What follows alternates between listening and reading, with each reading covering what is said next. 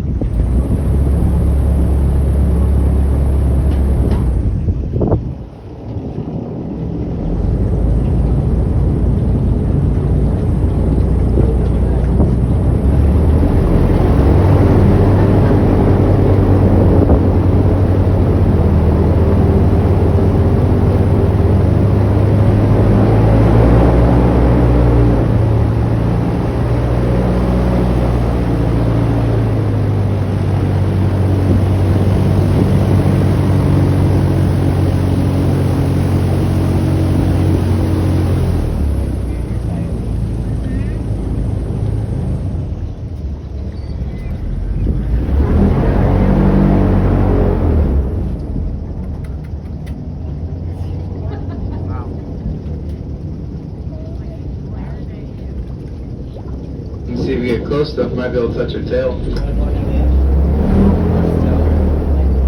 don't think it's me.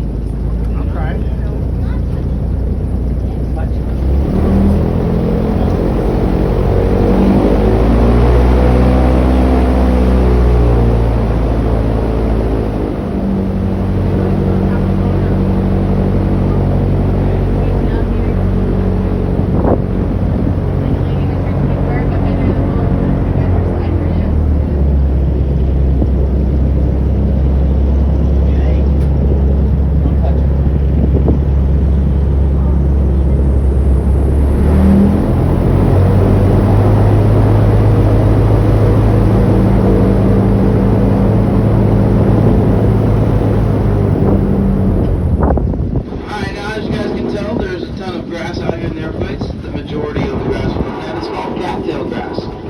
This specific cattail grass is native to North America, but it's not directly native here to the Everglades.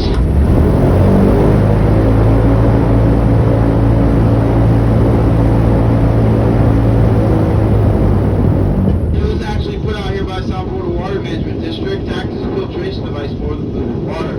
We do have native cattail grass out here, it's just way further out there. Unfortunately, we're not going to be able to see any of that today.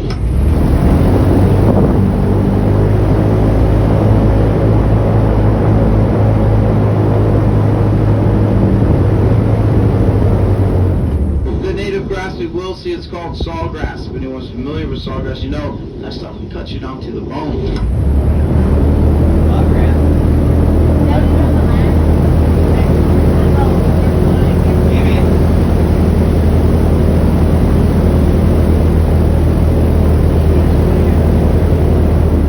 Now, sawgrass and cattail grass both combined make up 90% of all the vegetation out here in the Everglades.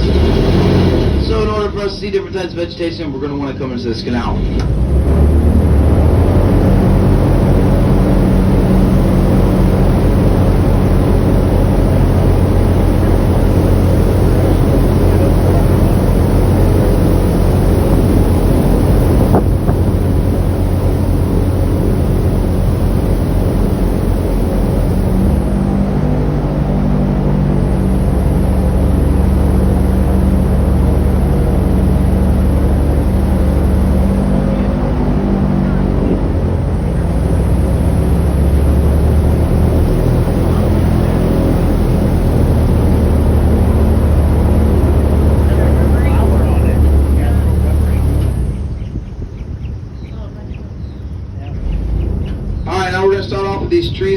water, these trees are called the pond apple tree. They're also known as the alligator apple tree. The reason they call it that is the little fruit that grows on it happens to be the alligator's favorite treat.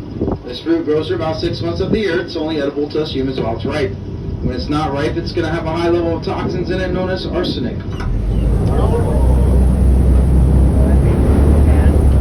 Some weird gray hair looking stuff in the pond apple trees. You guys are probably familiar with it. Spanish moss.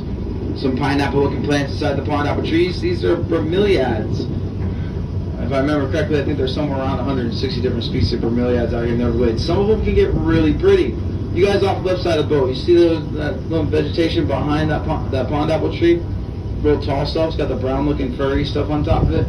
This is called maiden cane. Maiden cane's native here as well. Now, maiden cane is a very useful resource. What the natives use maiden cane for is a bunch of different things. Fishing poles, spears, building materials. Very, very useful.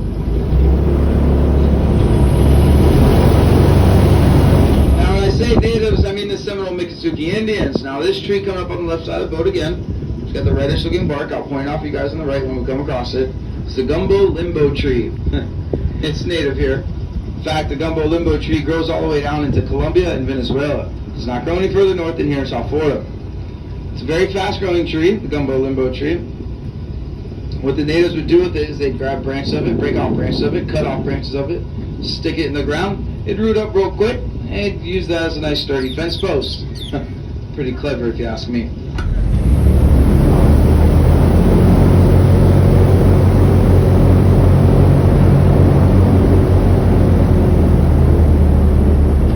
Now the real tall light green grass you guys see in the water, that's the cattail grass. Remember, non-native cattail grass. The thinner, darker green grass along the shoreline, usually a little further upshore. I don't see any of it right now. That's the sawgrass. Remember, and that's the native sawgrass.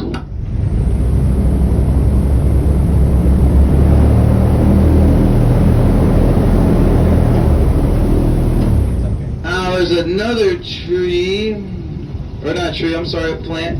It grows along the edge of the water. I don't see any right now. You guys probably already noticed it. You guys are going to notice some more of it throughout the tour. The leaf looks kind of like an arrowhead. And it's actually nicknamed the Arrowhead Plant. It usually has a little purple flower on top of it. This is called pickerel weed. Pickerel weed is completely edible. You can eat the whole thing. It is native here. I've heard people say this is what the natives use to make their bread. That is absolutely incorrect. What the natives use to make their bread is the native cattail grass. Now don't ask me how they did it. What I do know is they would use the roots of the cattail grass.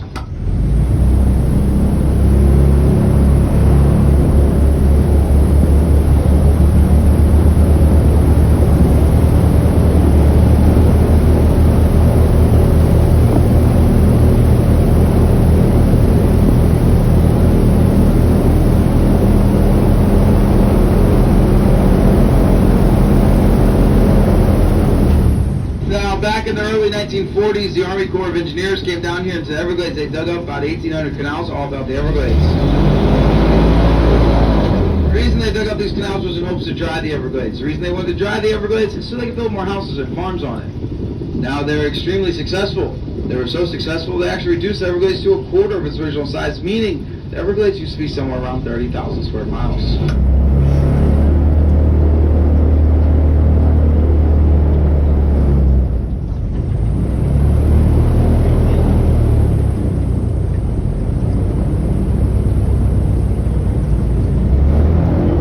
These canals can reach depths of up to 35 feet deep. Typically, they're going to be somewhere around 25 feet, but they can get as deep as 35 feet.